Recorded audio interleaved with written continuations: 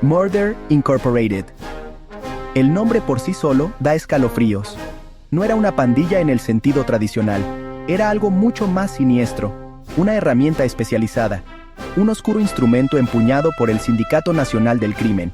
Este era el brazo ejecutor de los criminales más poderosos de América. No se dedicaban a robos menores ni a peleas callejeras. Su negocio era la muerte. Fría, calculada y brutalmente eficiente. Eran los solucionadores de problemas definitivos para el bajo mundo. Una escalofriante solución para cualquier oposición. Su propósito era tajante: imponer la voluntad del sindicato, eliminar amenazas, mantener el orden a través del miedo. El miedo era su arma más potente. La muerte era el producto que entregaban. Operaban en las sombras. Una mano oculta guiando el destino de muchos. Si alguien se cruzaba con el sindicato, su nombre podía terminar en una lista. Una lista que llevaba a un final rápido y violento. No se trataba de pasión, se trataba de negocios. El sombrío negocio del asesinato organizado. Una empresa aterradoramente efectiva. Murder Inc. prosperó en una época específica. Los años 30 y principios de los años 40. Las semillas de Murder Inc. se sembraron con sangre. La guerra de Castellamarese, un conflicto brutal, azotó Nueva York entre facciones de la mafia. Dejó un rastro de cadáveres. Mostró el costo de la desunión. Los jefes poderosos se dieron cuenta de que se necesitaba una nueva forma, una forma de resolver disputas, sin destrozar su mundo. Los viejos métodos eran demasiado destructivos, demasiado costosos para todos los involucrados en sus oscuros negocios. Necesitaban un enfoque más estructurado hacia el poder. Lucky Luciano, un gángster visionario. Él vio el futuro del crimen organizado, impulsó una comisión nacional, una junta directiva para la mafia, para mediar en las discusiones, para dividir territorios, para maximizar las ganancias para todas las familias. Esta comisión se formó, trajo una apariencia de orden, pero el orden requiere ser impuesto. Las decisiones de la comisión necesitaban fuerza, fuerza implacable y afilada, para asegurar el cumplimiento en todos los imperios criminales de la nación. Este fue el siguiente paso crucial. Louis Lepke Buchalter. Él era el intelecto, el planificador meticuloso, el director ejecutivo de Murder Inc. Ya era una figura poderosa, dominando la industria textil de Nueva York, mediante la extorsión y la violencia. La extorsión sindical era su especialidad. Entendía los sistemas, sabía cómo organizar. Aplicó estas habilidades al negocio de matar, manejaba los contratos, administraba las finanzas, se aseguraba de que se les pagara a los asesinos. Era el poder silencioso y calculador detrás del trono de la muerte. Lepke era un hombre de inmensa astucia y absoluta crueldad. Raramente se ensuciaba las manos, estaba aislado, protegido por capas de subordinados. Entendía la verdadera naturaleza del poder. No se trataba solo de la fuerza bruta, sino del control, de infundir miedo. Controlaba la lista de asesinos, aprobaba las misiones, daba las órdenes finales. Su palabra era ley dentro de esta empresa asesina. Un administrador de sentencias de muerte escalofriantemente efectivo. Su alcance era amplio. Albert Anastasia. Él era la otra cara de la moneda, el gran verdugo supremo. Los soldados de a pie de Murder Inc., los hombres que apretaban los gatillos, que empuñaban los picayelos, que apretaban las sogas, eran reclutados principalmente de pandillas de Brooklyn, jóvenes, en su mayoría inmigrantes judíos e italianos, o hijos de inmigrantes. Crecieron en la pobreza, en la violencia, endurecidos por las calles, estaban hambrientos de dinero, de respeto, de una forma de salir de los barrios bajos. El sindicato les ofreció un camino oscuro y sangriento. Brownsville, Ocean Hill, East New York. Estos barrios de Brooklyn eran rudos, caldo de cultivo para la desesperación y para la ambición despiadada. Pandillas como los Brownsville Boys y los Ocean Hill Hooligans prosperaron, proporcionaban una fuente constante de reclutas. Para Murder Inc., estos jóvenes conocían la violencia. Era parte de su vida diaria. No tenían escrúpulos. Estaban ansiosos por demostrar su valía. A los hombres poderosos que dirigían el bajo mundo. Veían el asesinato como un trabajo. Nombres que se volverían infames. Sección 5. Un reinado de terror. Métodos y locura. Las operaciones de Murder Inc. eran escalofriantemente sistemáticas. Un contrato no se emitía a la ligera. Requería la aprobación de la Comisión del Sindicato Nacional del Crimen. La orden se pasaba a Lepke Buchhalter o Albert Anastasia. Seleccionaban un equipo de asesinos, a menudo de otra ciudad. Esto era un negocio frío e impersonal. Los métodos de asesinato eran variados y brutales. Las armas de fuego eran comunes, pero también los picayelos. Sogas para estrangular, cuchillos, garrotes. A veces los asesinatos eran montados para parecer accidentes. Otras veces eran descaradamente públicos. El objetivo era una muerte limpia, una ejecución irrastreable. Las víctimas de Murder Inc. eran numerosas y diversas.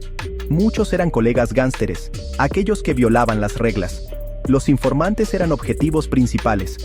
Cualquiera que amenazara el secreto o el poder de las familias. Rivales de negocios, líderes sindicales, testigos. Nadie estaba a salvo si se cruzaba con el sindicato. Su alcance era aterradoramente extenso. Cientos de asesinatos, quizás hasta 1000, atribuidos a Murder Inc.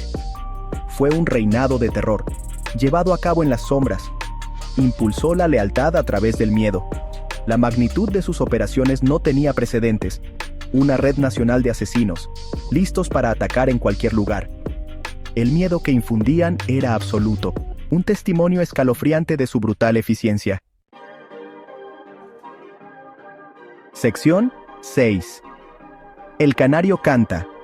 Abreles y el principio del fin. Durante años, Murder Inc. operó con impunidad, protegida por un muro de silencio. Omertá, el código de honor de la mafia, y miedo. Los testigos tenían demasiado miedo para hablar. Las fuerzas del orden luchaban por penetrar la organización. Parecían intocables. Su reinado de terror continuó. Los cuerpos se acumulaban, pero el sindicato permanecía seguro, sus secretos guardados bajo llave, detrás de una barrera de intimidación y asesinato.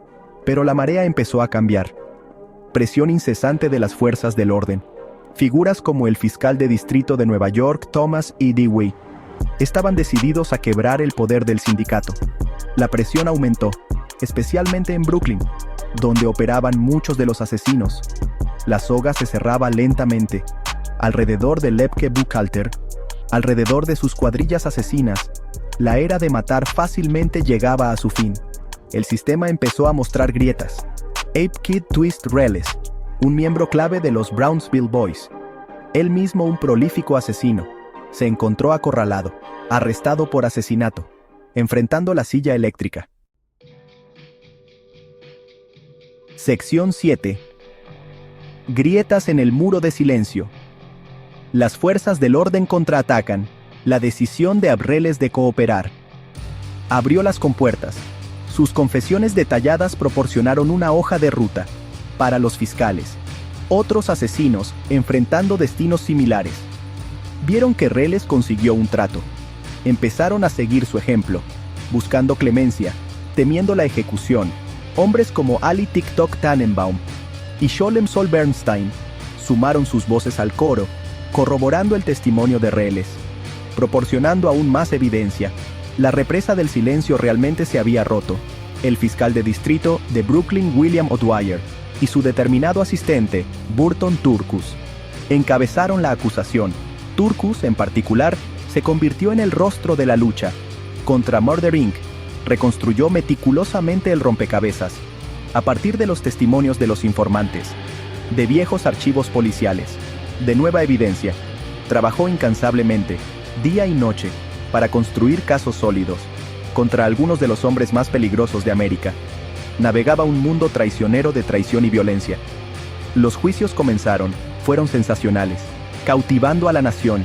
El público conoció los horribles detalles de las operaciones de Murder Inc. Sección 8. La caída de los verdugos. Justicia, traición y muerte. Louis Lepke Buchhalter. El jefe que alguna vez fue intocable, se convirtió en un fugitivo perseguido. Finalmente se rindió. En agosto de 1939. Fue engañado para creer que solo enfrentaba cargos federales. No encontró tal clemencia. El testimonio de Reles selló su destino. Finalmente fue atrapado en su propia red. Lepke fue condenado por asesinato, sentenciado a muerte. Sus esfuerzos fueron inútiles. En marzo de 1944, Louis Lepke Buchalter fue ejecutado. En la silla eléctrica de la prisión de Sing Sing, sigue siendo el único jefe importante de un sindicato del crimen estadounidense en recibir la pena de muerte y ser ejecutado. Su muerte envió un mensaje poderoso. Nadie estaba por encima de la ley. Ni siquiera el jefe de Murder Inc. Muchos otros miembros de Murder Inc. enfrentaron la justicia. Sección 9. Ecos de violencia. El legado de Murder Incorporated. Murder Incorporated, como entidad distinta, fue desmantelada. Sus líderes y operativos clave, muertos o encarcelados. El brazo asesino dedicado del sindicato, quebrado. Pero el crimen organizado en sí no desapareció. Se adaptó, evolucionó, aprendió de sus errores. La mafia y otros grupos criminales continuaron operando. Encontraron nuevas formas de imponer su voluntad, nuevas formas de obtener ganancias. La bestia simplemente cambió de forma, su hambre permaneció, su capacidad de violencia no disminuyó. El legado de Murder Inc. es escalofriante, un crudo recordatorio de las profundidades de la crueldad del sindicato, su capacidad para organizar y desplegar la violencia a escala nacional. Demostró el enfoque frío y calculador, como de negocios, hacia el asesinato. Destrozó cualquier ilusión romántica sobre la mafia, revelándola como una empresa brutal y depredadora. El enorme número de víctimas, la crueldad calculada, dejó una mancha imborrable en la historia estadounidense, un capítulo oscuro que nunca debe ser olvidado. La exposición y el enjuiciamiento de Murder Inc. también cambiaron a las fuerzas del orden.